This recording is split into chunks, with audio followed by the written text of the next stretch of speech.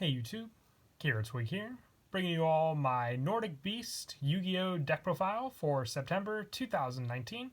Was going to start a new lineup of deck profiles, all focusing around the Nordic monsters. The Nordic Beasts were the first ones on my list, focusing on summoning out the Thor Synchro monster, and then also work on the two deck profiles later on if you all want to see those versions of the deck for Odin and Loki as well.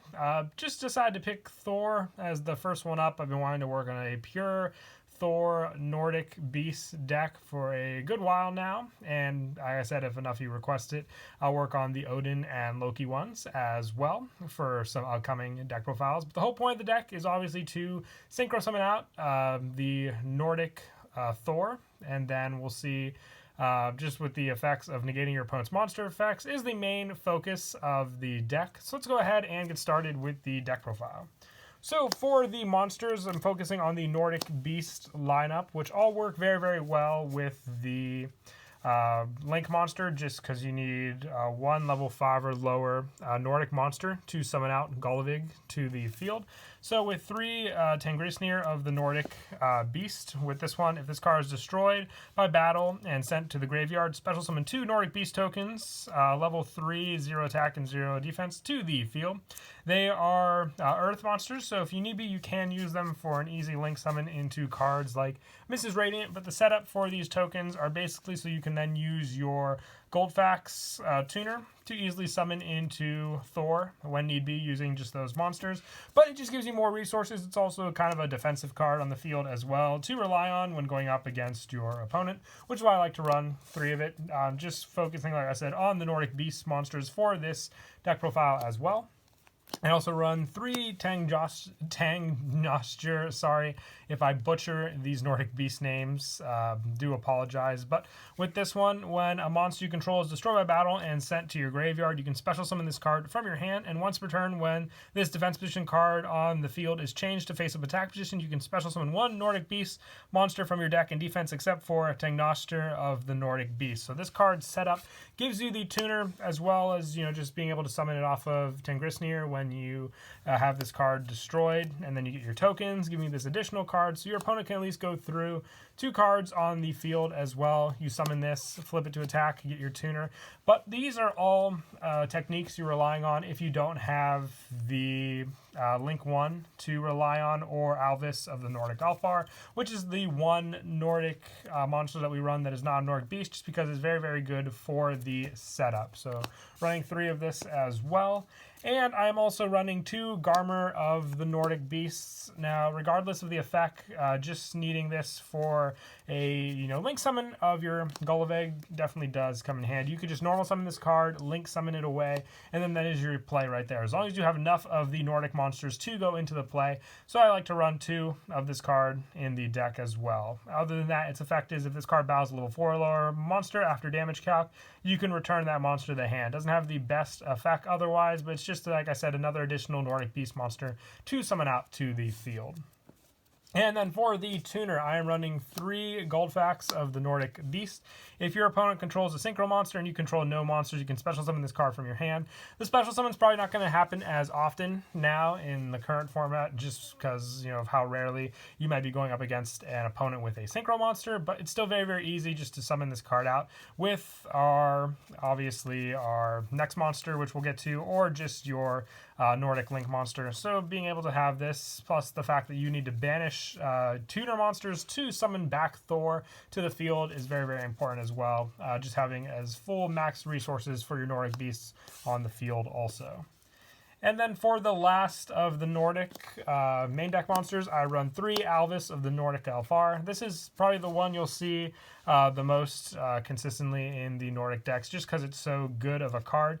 If only this card is banished by the effect of a Nordic Link monster, you can send to the graveyard 1 Nordic monster you control and 2 Nordic monsters from your deck whose levels equal up to 10. Then special summon one Aesir monster from your extra deck. If an Aesir monster in your possession is in your graveyard in your opponent's card, you can banish this card from your graveyard to special summon one Nordic monster from your extra deck with a different card name from this card in your graveyard. You can only use the effect of Alvis of the Nordic Alfar once per duel. So just having this option to go into this card, it can give you the option if you want to, just have other Nordic monsters in your extra deck, which if you're focusing on just one of the cards, you can, like I said, try one Loki or Odin as an additional spot in the extra deck, which I can show what card to take out for it, because for this deck profile, I focus solely on Thor, Lord of the Aesir, but Alvis just gives you more and more setup to summon it out along with your Link monster, which is why I like to run 3 of this card also. And I also run 3 Summoner Monk, just because you need resources, whether it be on the field or in your hand, for your Nordic Ascendant Link monster to use, and just being able to ditch one of your spells that you may not be using for a special summon of one of your other Nordic monsters off of Summoner Monk, then just gives you the 1 monster requirement. So I'm basically just counting Summoner Monk as an additional monster you can use on the field to get more and more resources out as well. And then to finish off the monsters, probably the hardest thing to fill out, but I'm just running a hand trap lineup just to help against your opponent, because once you get your Nordic, your Aesir, Thor out on the field, just having a little more, defense on the field definitely does come in handy. So I run the 3 Ash Blossom and the 3 Effect Veiler, both very, very helpful just to, shut down your opponent and their plays. Plus, like I said, plenty to rely on. And if you have to get rid of any of these cards just for the special summon of your Nordic monsters, the situation can come up, and it definitely does help also. And then that's it for the monsters. Moving on to the spells, there weren't really any specific, Nordic monsters I wanted to run in the deck, spell-wise, not monsters. So I'm just focusing on more generic ones. The Nordic Lights helps to protect your, big Aesir, but the fact that they can easily destroy your field spell and then destroy your monsters turn me away from that card. So for the spells, I'm running 1 Monster Reborn, just easy special summon for resources back onto the field, 1 Upstart Goblin for draw after sifting through the deck a good amount. Plus all these are just targets for Summoner Monk if you don't have the means to use the card necessary. Also 1 Reasoning, you run plenty of different level monsters going back between 3 and 4, so you just keep your opponent guessing with this one as well. And I also run 1 Burial from a different dimension just to put some cards back into your graveyard to reuse for the banish as well. And 1 Regeki, clearing out your opponent's field, then swinging with a 3,500 attack point. Thor definitely does come in handy. I feel like I've been messing up the Aesir's names all throughout this video, but it definitely is a Thor video in case any of you haven't realized it. But these are all the 1-ups for the spells I am running in the deck. For the additional numbers, I run 2 Twin Twisters. If your opponent stops your Synchro Summon for Thor, it's your main play, and you really, invested all those cards into it. So just want to clear some back row that could, easily eliminate and banish Thor. Other than that, to, keep him safe. And you want your Link Monster Special Summon to go off successfully as well. So 3 Call by the Grave helps where other hand traps that would prevent you from special summoning monsters from the, main deck onto the field. And that's it for the spells. We'll now move on to the traps. I run 2 Gleipnir, the Fetters of Fenrir. Just an additional search card to help dwindle down the numbers you run in the deck. You just add 1 Nordic monster from your deck to your hand. Regardless of which one you want to search, they all can be used for, easy special summon of the Link monster. Even most of the time, I do search for Alvis just for the additional benefit, but any of the Nordic beasts will do since it's just a Link 1 monster. And then also to finish off the traps, I just run a small Solemn Brigade. So I run 2 Solemn Strike, 2 Solemn Judgment, and the 1 Solemn Warning. Just a little more, like I said, added backup protection to keeping your Lord of the Aesir on the field safe, since you really don't use life for anything else in the deck, so it can all go to the Solemn Engine to keep your bigger monsters on the field safe.